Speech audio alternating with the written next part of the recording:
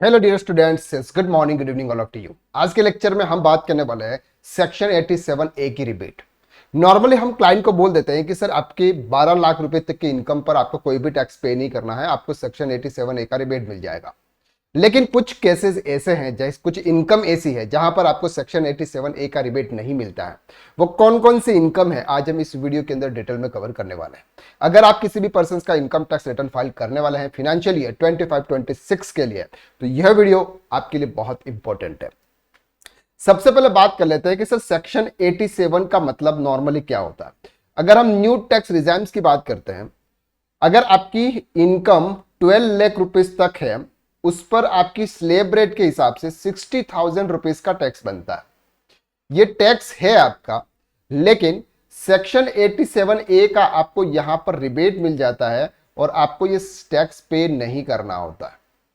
लेकिन अगर आपकी इनकम 12 लाख रुपए से क्रॉस कर जाती है तो फिर आपको इसका रिबेट नहीं मिलता है, कुछ मार्जिनल रिलीफ तक आपको टैक्स पे करना है। इसके ऊपर अगर आप जाते हो तो पूरा आपको ये 60,000 रुपीज का टैक्स पे करना होता है। लेकिन बहुत सारे केसेस ऐसे हैं जहां पर अगर आपकी नेट इनकम 12 लाख रुपए से नीचे है, फिर भी आपको सेक्शन 87A का रिबेट नहीं मिलता है। वो कौन कौन से इनकम है? सबसे पहली जो इनकम है वो है sir long term capital gain. Long term capital gain under section 112A। 112A का मतलब होता है कि सर अगर आपकी शेयर मार्केट से इनकम हो रही है, अगर आपने इक्विटी शेयर में इन्वेस्ट किया था, वहां से अगर आपकी कोई भी इनकम हो रही है, कैपिटल गेन हो रहा है, और वो आपका लॉन्ग टर्म है जहां पर आपका स्पेशल टैक्स रेट है 12.5% के हिसाब से, तो ये इनकम अगर आपकी होगी और वो इनकम अगर आपकी 12 लाख रुपीस के अंदर होगी, तो उस इनकम पर आपको टैक्स पे करना होगा आपकी स्लेब रेट के हिसाब से। वहां पर आपको सेक्शन 87A का रिबेट नहीं मिलेगा।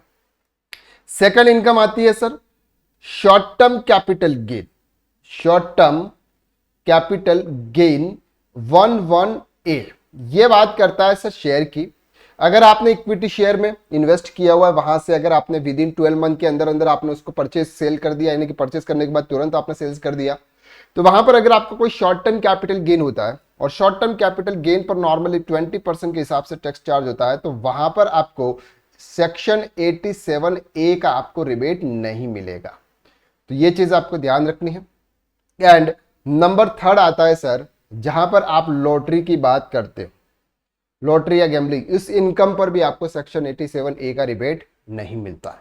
नॉर्मली ये तीन इनकम है। इस इनकम को आपको कंसीडर करते हुए आपके 12 लाख रुपीस की इनकम पर आपको सेक्शन 87A का रिबेट आपको कैलकुलेट करना होगा। तो किसी भी क्लाइंट को बोल मत देना कि सर अगर आपकी 12 लाख रुपीस तक की इनकम है तो आपको टैक्स पे नहीं करना है, क्योंकि आजकल हर कोई शेयर मार्केट में इन्वेस्ट करता है, शायद उसका शॉर्ट टर्म हो या लॉन्ग टर्म हो, चाहे वो लॉस हो या नहीं हो, तो उस इनकम पर आपको सेक्शन 87A का रिबेट नहीं मिलेगा।